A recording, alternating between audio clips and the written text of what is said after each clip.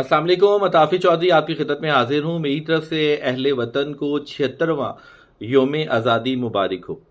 अब देखने वाली बात यह है कि 14 अगस्त हमें 14 अगस्त 1947 की याद दिलाता है, जब हमारे आबाओ अजदाद हिजरत करने के लिए वहाँ से ट्रेन्स पे बैठे और यहाँ पे चंद एक ही ज़िंदा पहुँच पाए, बाकी सबको रास्ते में शहीद कर दिया गया।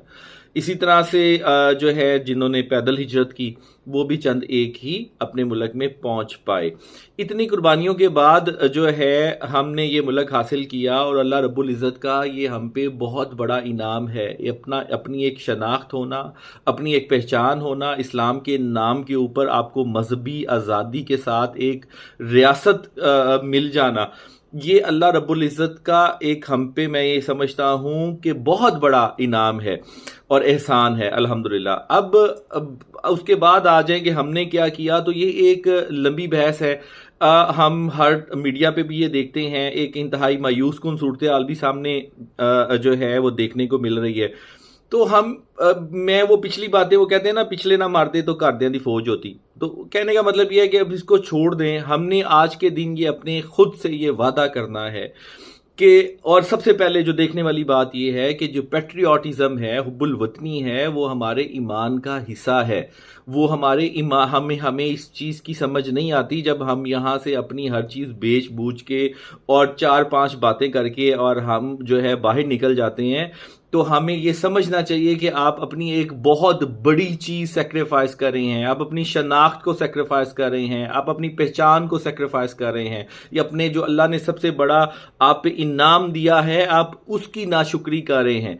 तो मैं इसके खिलाफ नहीं कि आप जो हैं वो अपने रोज़ी के या प्रोफेशनल को किसी सिलसिले में आप बाहर ना जाएं या मूव शिफ्ट ना हो, लेकिन आपकी मोहब्बत, आपका प्यार, आपका हर किस्म का हर फीलिंग्स अपने इसी मुल्क के लिए होनी चाहिए, अपने वतन के लिए होनी चाहिए, क्योंकि इससे आपकी शनाख्त है और यही हमारा ईमान का हिस्सा भी है।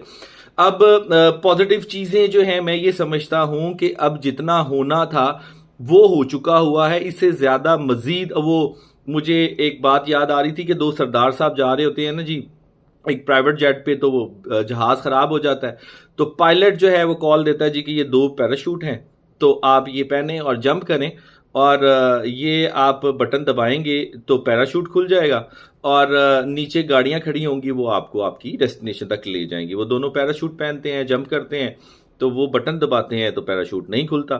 तो एक सरदार जी दूसरे सरदार जी को कहते हैं कि सरदार जी ए वेख लो, ए बटन भी नहीं खुलिया ते हुण थले गड्डियां भी नहीं खलोतियां होनियां।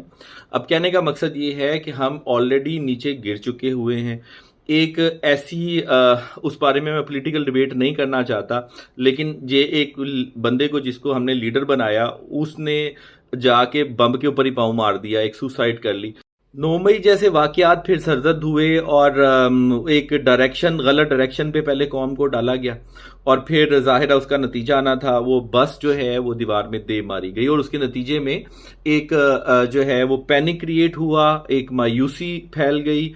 और पैनिक जो है वो मेरे ज़हन में एक और बात आ रही है। जब ये सारा मामला हुआ तो मैं यही सोच रहा था कि जब अलेक्जेंडर द ग्रेट ने यहाँ पे जो है हमला किया, तो उसका सामना राजा पोरस से हुआ।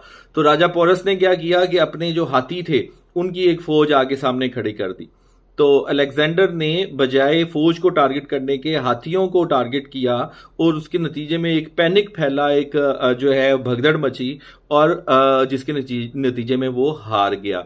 तो हमारी जो डिफेंस लाइन है, हमारे जो हाथी हैं, उनके ऊपर हमला किया गया, एक जो है एक पैनिक क्रिएट करने के लिए, ताकि एक, और ये प्लान था, ये मेरा ज़ाती तौर पे ख्याल ये है कि ये इंटरनेशनली था, लेकिन ये एक प्लान था सिर्फ हमें एक पैनिक करने के लिए, एक मायूसी फैलाने के लिए। लेकिन अल्लाह का लाख लाख शुक्र है। अब देखने वाली बात ये है कि things are moving towards positive side. अल्लाह रब्बुल इज़्ज़त ने ये दुनिया असबाब के ऊपर पैदा की है। जैसा काम अल्लाह रब्बुल इज़्ज़त ने करना हो वैसे अल्लाह रब्बुल इज़्ज़त सबब बना देते हैं। तो अब सबब अच्छे बन गए हैं। प्राइम मिनिस्टर के टेकर प्राइम मिनिस्टर भी आज हलफ उठा लेंगे इंशाल्लाह।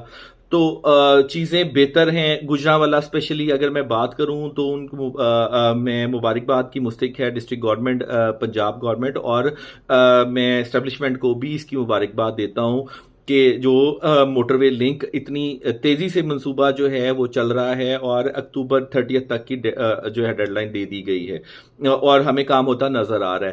چڑیا گھر کا بھی گجرانوالہ کے لیے ایک ایسا ہی خوشخبری جو ہے وہ ہے. اور 3 دن پہلے یونیورسٹی کے قیام کی منظوری دی گئی, اور اس کا اینول ڈیولپمنٹ پروگرام جو پنجاب گورنمنٹ کا 2023-2024 کا ہے, اس میں اس کے لیے 4.5 ارب جو ہے وہ رکھا گیا.